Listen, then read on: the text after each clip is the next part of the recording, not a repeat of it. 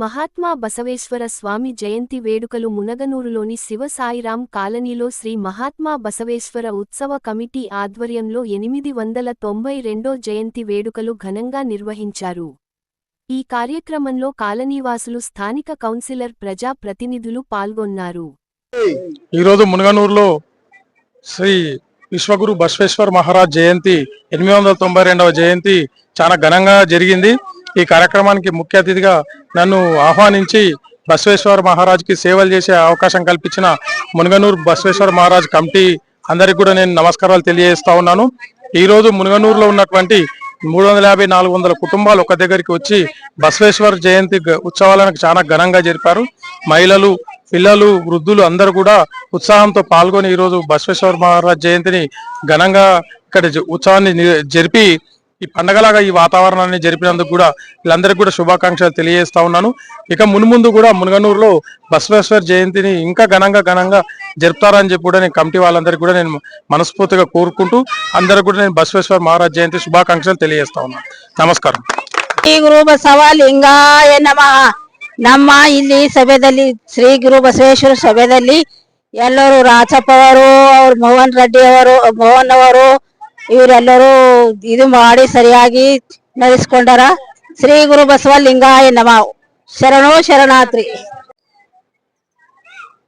సమస్త ప్రజలందరికీ, లింగాయత్ సమాజ అందరికీ కూడా బసవ జయంతి శుభాకాంక్షలు. మరి మానవుల్ని సన్మార్గంలో నడిపించడానికి, వారిలో మానవత్వం, సమానత్వం, ఆత్మాభిమానం వంటి సర్వోన్నత గుణాలను పెంపొందింపజేయడానికి భగవంతుడే స్వయంగా మహాపురుషుల రూపంలో భూమి మీద అవతరిస్తూ ఉంటారు. పురాణ ఇతిహాసాలలో చాలా స్పష్టంగా ఈ విషయం కనిపిస్తుంది.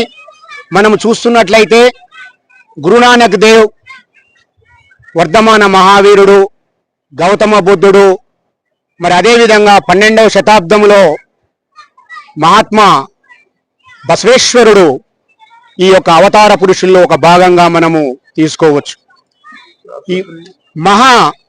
ఈ యొక్క మహాపురుషుల యొక్క అంతిమ లక్ష్యం సమాజోద్ధరణ, దుర్మార్గాలు, దుశ్చేష్టతలను సమాజం నుండి బయటికి పంపించడము వీరి యొక్క ముఖ్య ఉద్దేశం. సమాజాన్ని అభివృద్ధి పదం నలిచి మరి మహాబసవేశ్వరుని యొక్క ముఖ్య ఉద్దేశము ఆనాడే ఆ 12వ శతాబ్దంలోనే ఆయన కుల మతాలకు అతీతంగా, కులాలు, ఉపకులాలు, వర్ణాలు, విభేదాలు లేకుండా సమాజ నిర్మాణం కోసము ఆనాడే ఆయన ప్రవచనాలలో ప్రవచించినటువంటి మహాపురుషుడు లింగ బసవేశ్వర స్వామి.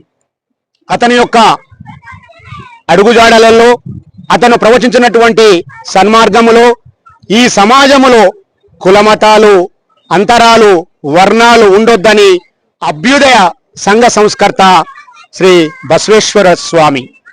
ఆయన అనేకమైనటువంటి ఎన్నో ఆయన ముఖ్యమైనటువంటి ఉద్దేశాలు కొన్ని మనం తీసుకున్నట్లయితే, అతను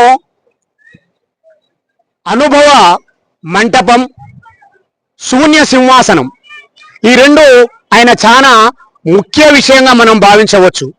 అనుభవ మంటపం అనేది నేడు మన భారత పార్లమెంటు లాంటిది. ఆనాడు 12వ శతాబ్దంలో ఆ అనుభవ మంటపంలో అన్ని కులాల వాళ్ళకు స్థానం ఇచ్చి, అన్ని కులాల వాళ్ళ యొక్క అభిప్రాయాలు, వాళ్ళ యొక్క బాధలు, సంతోషాలు అక్కడ చర్చించుకొని అనేకమైనటువంటి క్లిష్టతరమైనటువంటి సమస్యలను కూడా పరిష్కరించేటువంటి ఒక వేదికగా దాన్ని ఉపయోగించుకోవడం జరిగింది. ఆనాడే అతడు కులాంతర వివాహాన్ని ప్రోత్సహించి ఆ కులాంతర వివాహాలని చేసినటువంటి మహాపురుషుడు ఈ లింగ బసవేశ్వర స్వామి. సమాజంలో ఉన్నటువంటి ఆయన చెప్పినటువంటి ఆశయాలలో, ఉపదేశాలలో మనుషులందరూ ఒక్కటే, కులాలు, ఉపకులాలు లేవు, ఆహారం, ఇల్లు, వస్త్రాలు, జ్ఞానం, వైద్యం, మానవుని కనీస హక్కులు, శివుడే సత్యం, శివుడే నిత్యం, ఆయన నిరాకారుడు, నిరంజనుడు, దేహమే దేవాలయం, స్త్రీ పురుషులిద్దరూ సమానులే, శ్రమను మించినటువంటి సౌందర్యం లేదు, సత్ప్రవర్తనే ముఖ్యము, దొంగతనము, హత్య చేయడము వంటి దుశ్చేష్టలు చేయరాదు, వాటిని విడిచిపెట్టాలి. అసత్యము పలకరాదు, అతిగా కోపాన్ని వ్యక్తపరచకూడదు, ఆత్మస్థుతి పరనింద అనేటువంటిది చేయవద్దు అని చెప్పినటువంటి మహాపురుషుడు మహాత్ముడు బసవలింగేశ్వర స్వామి. ఆయన యొక్క చూపినటువంటి మార్గములో ఆయన చూపినటువంటి ధర్మం లింగాయత ధర్మాన్ని ఆచరిస్తూ ఈనాడు దేశంలో సమాజ నిర్మాణంలో లింగాయత ధర్మము చాలా పడవిలుతున్నటువంటి శుభ సందర్భంగా మరొక్కసారి లింగాయత సమాజానికి ఈ దేశంలో ఉన్నటువంటి అందరి వ్యక్తులందరికీ కూడా నా యొక్క బసవ జయంతి సందర్భంగా శుభాకాంక్షలు తెలియజేస్తూ మా మోహన్ అన్న గారు మా బ్రదర్ లెక్క ఉంటారు, మా ఫ్యామిలీ లెక్క ఉంటారు. ఇట్లానే కోఆపరేటివ్ ఇస్తే మాకు చాలా చాలా చాలా చాలా థ్యాంక్ యూ వెరీ మచ్.